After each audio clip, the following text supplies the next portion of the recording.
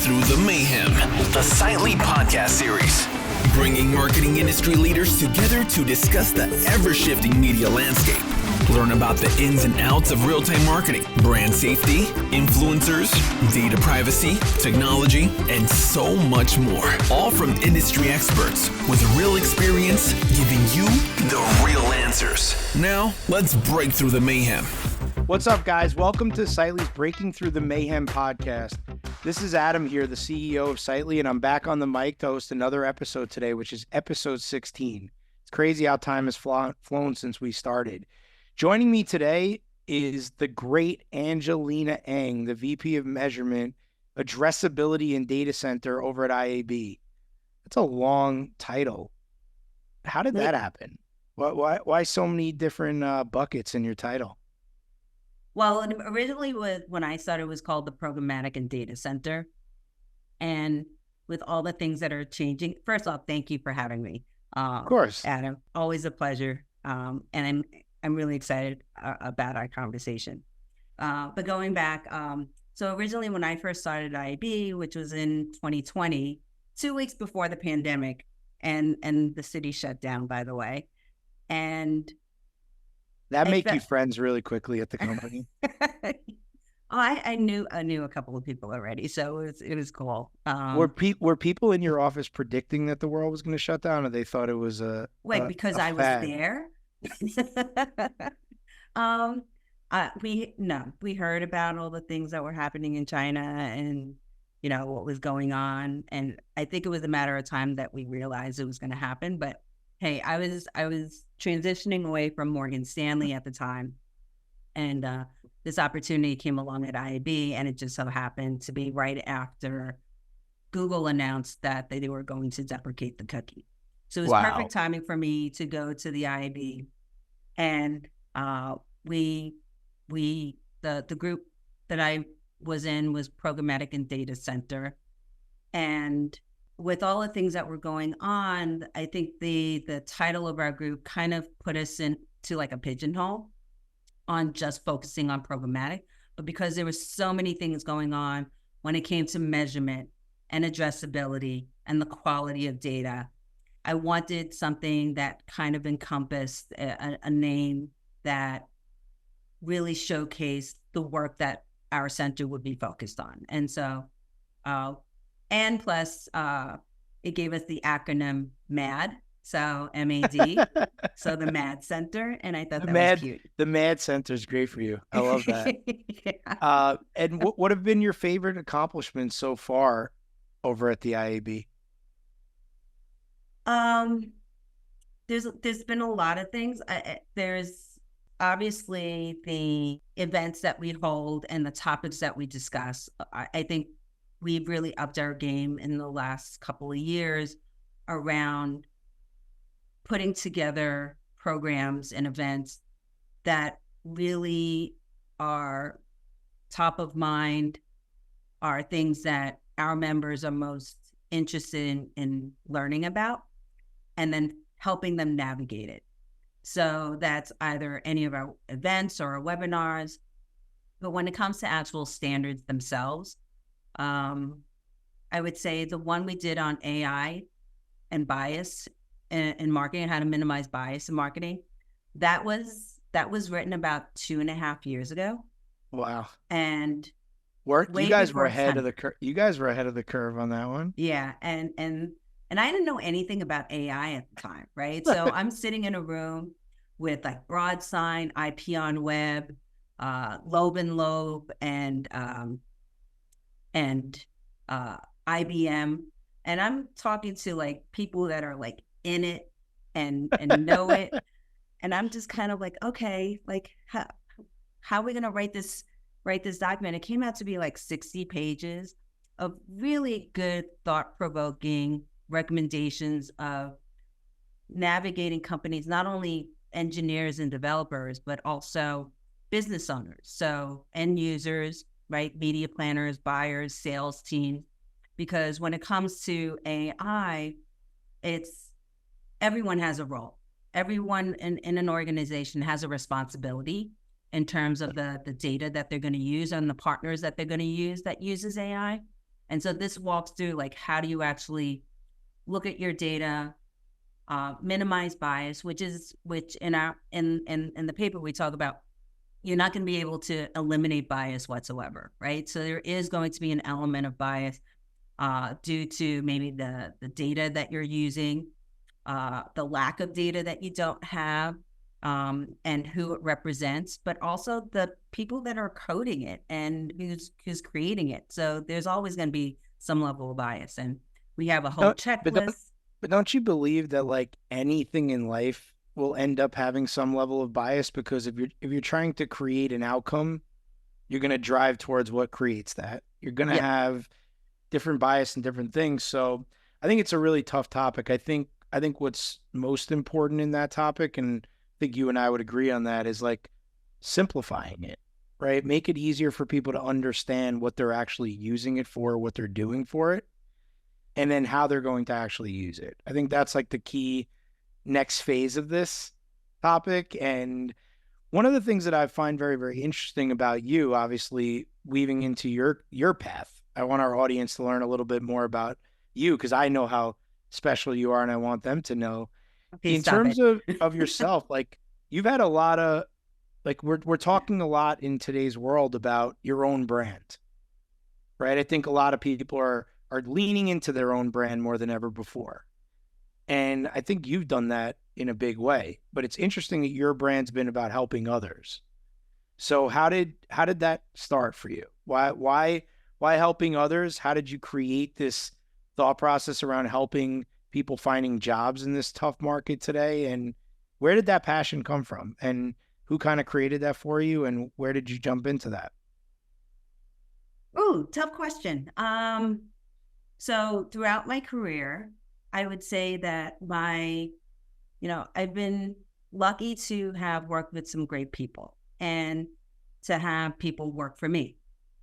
And I realized maybe, especially when I started managing other people, how important it was to nurture individuals in terms of their career path, their confidence, and letting them realize their value and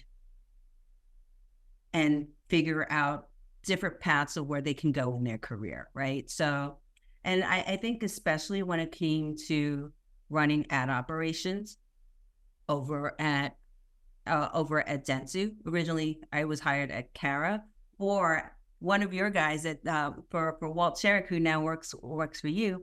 But I had worked with him when I was at Modem Media as a media director. And then when Modem was purchased by Digitas, they took half the company to Digitas and sold the other half and moved the other half to Publicis, right? So, and realized that as I was growing this ad operations team, a lot of them are what not the right label, but introverts, right? So they're the people that they don't typically on the front line get recognition for the work that they do. They're considered people in the back room, at their keyboard, issuing out tags. And so it was really important for me to nurture that group and say, like, you guys are not just tag creators, but you are strategic thinkers. And you need to understand how digital advertising works in order to do your job better.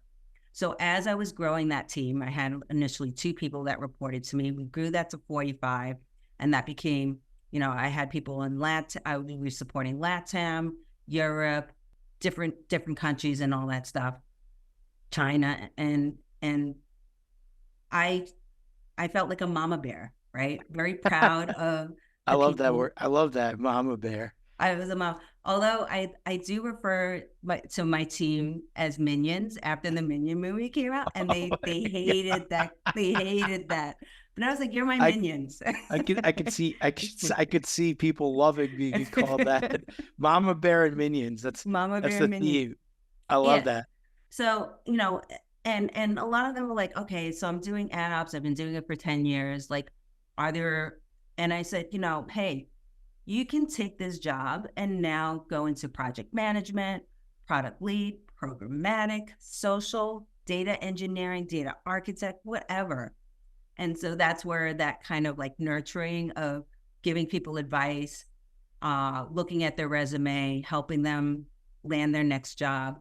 And so after the pandemic, and this was about like last year when we started seeing all these layoffs, and I had so many people contact me because they now realize I was at IAB and I have this great purview of what's happening in the marketplace. I have all these different connections.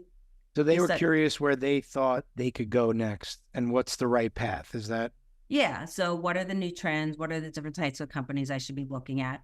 And then I noticed like, hey, I had this one girlfriend who actually worked for me.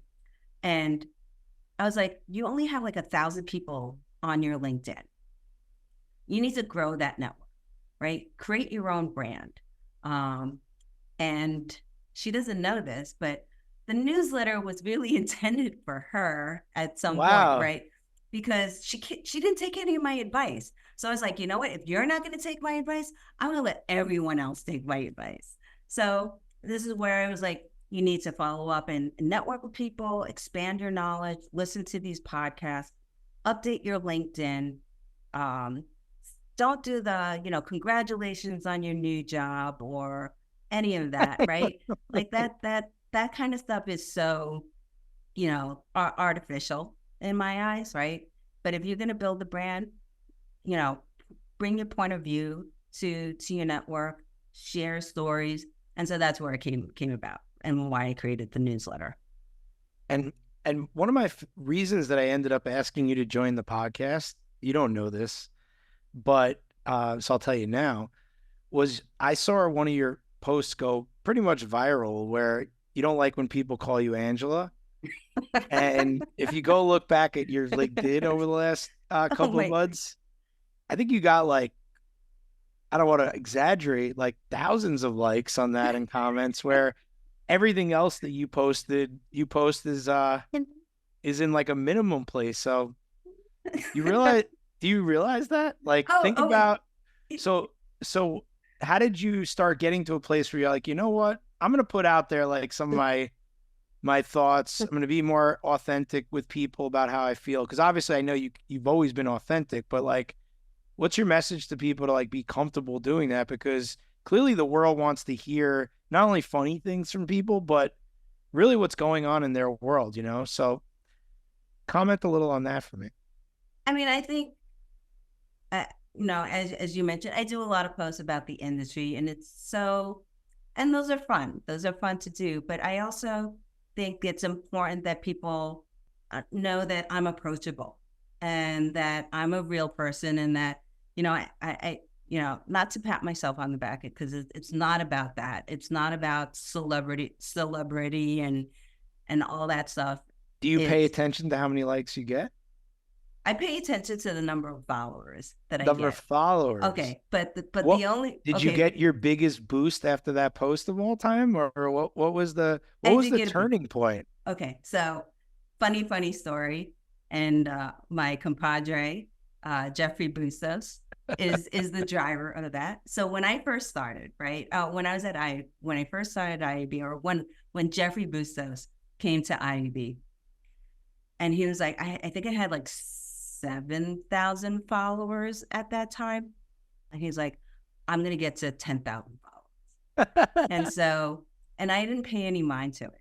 And he was doing all these posts and he was growing his network. And then all of a sudden he hit 10,000. I was like, okay. I'm getting competitive now. I'm getting competitive. and so, I knew that was what was coming, right? So there's a little like, so my maiden name is Kwok. And so my husband's like, that's so quawkish of you. Like, because my siblings and I are very competitive. And, but what's the most competitive thing you do that you're not good at? I'm good at everything. No, no. What am I do you struggle to do things you're not good at because you're so competitive?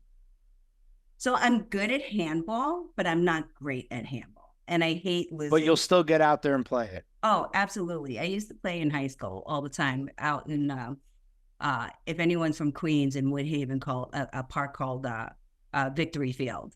Of course. And so that was my place. And so for 4 years in high school, it would be like 20 of us at the park every day. And I got good, but I do have a hole in my hand every once in a while. So where the ball just decides to go through my hand, not at my hand. Oh, because you missed, because you swung and missed. Got it. I swing and miss a lot. Got it. So thinking about that, how many people do you think you've helped get a job at this point? Like if you had to put a number on it in the last few years, what do you think you've done? I've had 10 people tell me that they got a job directly from the newsletter. Wow.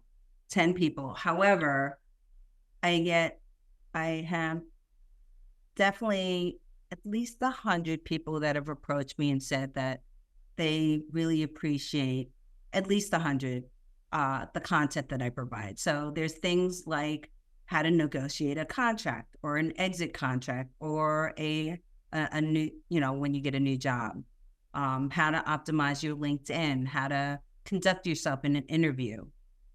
So there's a bunch of stuff there. And then a lot of people saying that, hey, I didn't even know about all these things that IAB is doing, and your newsletter features some of that. That's so interesting.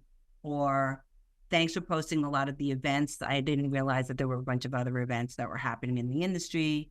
So I think there's a little bit of something for everyone. So initially, my intention was for people that were in the job market.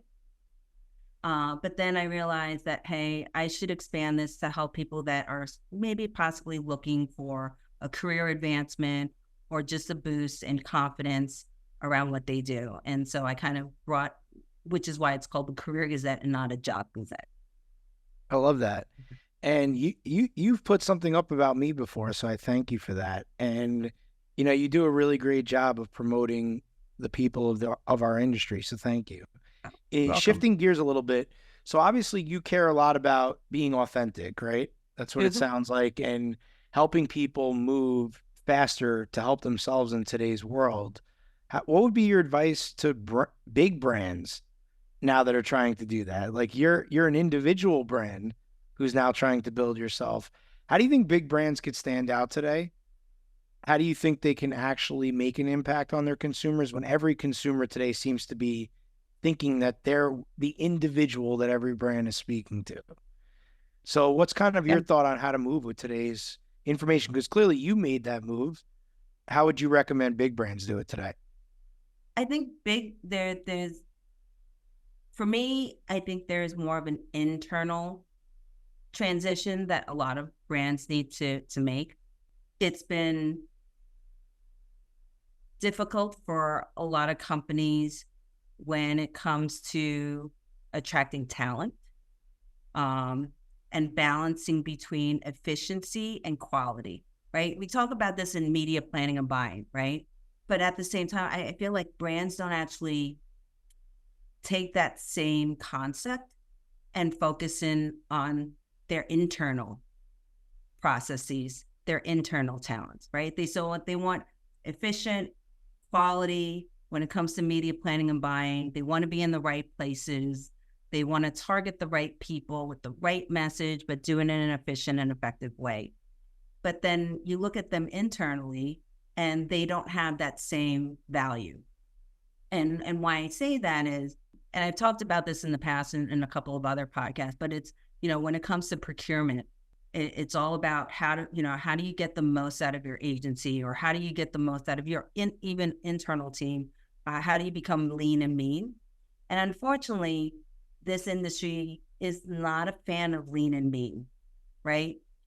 And hiring people who have experience, who have gone through different stages in our industry, from back in 1995, when the internet was just booming and we were challenged with how to sell through digital as part of the media buy.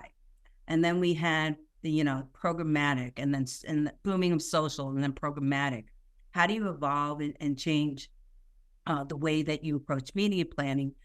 You need people who have experience, right? Not only within those channels, but also kind of like from a broader holistic standpoint. And if you staff your teams to be very junior level focused, you're not going to get strategic.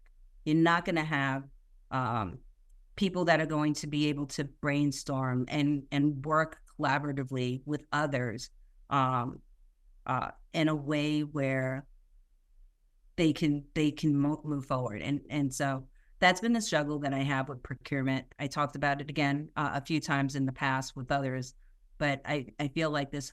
I just saw an article about this where, need lower CPM rates and more, right? Well, agencies are struggling, and there's a lot of people who are senior out there who are great, would be great to work at a brand, would be great to work at an agency, but clients don't pay for it. So how do you fix that? What's the solution? If you could just have us, obviously it's a long question, but what would be your solution? And obviously you're saying expertise, experience, creativity, and paying for it. But in a world that cash is more expensive, there's the need to balance that. It's harder to raise capital than it's been in the past. And the reality is that a lot of the word junior, I don't want to say younger, but a lot of the junior generation is able to come in today and feel like they could run a company from the start, right? So how do you foster both those sides, right? And I think a lot of that has to do with mentorship and has to do with the type of things that you talk about, which is how can you get people as quick as possible to be able to navigate this landscape, even if they didn't have all that experience, right? So I think for me, it's about finding eager people, right, with that can-do attitude and with grit, right? And ultimately, you'll find those people rise above. But how would you fix it? What's your game plan? If you could just take it all and fix it, what are you doing? I don't know. All I know is that you have to find the right people that can work with others in a very collaborative way. And someone who has experience in troubleshooting and learning, right? What I'm very proud of in my career is that I've been able to be a specialist and be a generalist, right? And sometimes the reverse. And let me explain that, right? Again, I talk about this a lot is, when I ran ad operations for Dentsu, and when Walt hired me, he was like, okay, I need you to run ad operations. I was like, I don't know how to traffic, right? He goes, but you know media plans and you know what you want and you know how things should be set up, right? And I was like, yeah, but I don't know how to go into DoubleClick and traffic a tag. And he's like, then learn. It's like, then learn. So for the first 2 months of when I started at Dentsu, at that time, Kara, I actually took the time and within the platform, trafficking campaigns alongside my team, right? And you need people who are able to get their hands dirty, but also are able to take a step back and talk to C-level executives and talk about business strategy. But what I find is like companies need to nurture that, right? If it wasn't for Walt nurturing me to do that, I don't think I would have been as successful in being able to manage an ad ops team if I didn't have that encouragement. But I think we're talking about different challenges, right? Now we're talking leadership and encouragement versus experience. And I think the challenge going forward, this is kind of what I'm thinking about with you, right? Is how do you balance that, right? Because ultimately that balance is what every company is trying to create today. I don't know that it's just lean and mean. I think it's a balance that they're trying to create at times. But I think the challenge is now with AI, right? Going back to some of those topics that are out there. People are sometimes talking about AI replacing jobs. And I think back to your example you're giving at Dentsu, I don't think it's about replacing. I think it's about utilizing correctly and being responsible with it. So that's really what we're talking about in that topic. Like for me, it's like, okay, how do you actually foster people to get stronger and better with the tools that are around them? But what you were given was opportunity. And I think a lot of the younger generation's looking for just an opportunity right now, you know? So Yep. it's like, it's kind of a combination of things. I think mentorship, opportunity, but also there's a scrounging of roles. So how do we balance that is what we're thinking through. And I think personally, what you're doing in your career Gazette is doing that. And I think what you're doing at the IAB, you guys are always thinking about doing that. How do you balance the standards with reality? Yep. Right. And with your personality, it's the perfect person to think about that. Well, Right. thank Because you. you're looking at relationships always. You're looking at how to bring people together. You're looking at how to elevate each other. Right. So I think that's the key mission that will help a lot of this generation and people going forward. But If back you to your had, question about brands, yeah, of though, right? course. Or even at an agency or at a public, but regardless of what type of is that has to be fostered. That culture has to be fostered by the organization, right? One of my most popular posts was also like where I said, if a company is toxic, there's no fixing it unless it comes from the top down, right? I would agree with that. And it's not the bottom up, it's the top down. So if a company fosters that, hey, I'm going to hire a bunch of smart people who has proven, and I'm going to give them the opportunity to work together, but at the same time, not tell them that they have to stay within their swim lane and that they need to go out there and go to events, network with others, be part of a trade association. Doesn't have to be IAB, but be part of a trade association. Go out and meet publishers, meet other ad tech companies. That's what needs to happen. And I feel that everyone is so, and I'm not talking about like, okay, that's 50% of their time that they need to do that. No, right? You only need a few hours, a couple in a month to do that, right? How do companies balance the people building brands today versus loyalty to companies?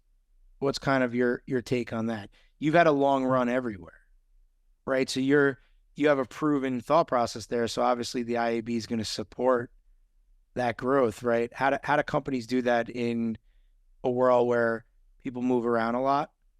And also my belief personally is that I love to see longevity. Yep. Right? Because it shows that you can work with others for an extended period of time, whereas others look at it as complacency. So how do you kind of look at that balance? People don't quit jobs. They quit because the people of their around them. Yeah.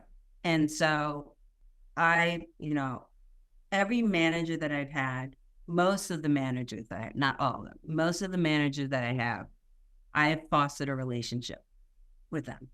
And people can say, well, we should delineate between like there being managers like business and friends versus friends, right? I say, why not both? Why not both? All right. Because I love that. I feel that if they're able, you can be more candid with each other about each other's faults and each other's strengths. Because it's coming from a place of wanting to help versus a place of battling. It's crazy you say that because, my path has been moving up within one company. So I've always struggled with the friendship, management, mentorship, right? And where we stand together is we're both very open people. So yeah, you got to know when to hold them, when to fold them, I guess, in that sense. But ultimately, I couldn't agree with that more. Thank you for telling everyone that, and I think that speaks well to the way brands need to think, right? If you're speaking to your audience and you're doing it through compassion, friendship, leadership, and wanting to bring them on that journey, I think you're going to create more loyal customers just as equally as you would do that within a company. Well, so not I only think that, it's interesting. But also with your partners, right? So a brand with an agency with a publisher, right? A publisher with an SSP, right?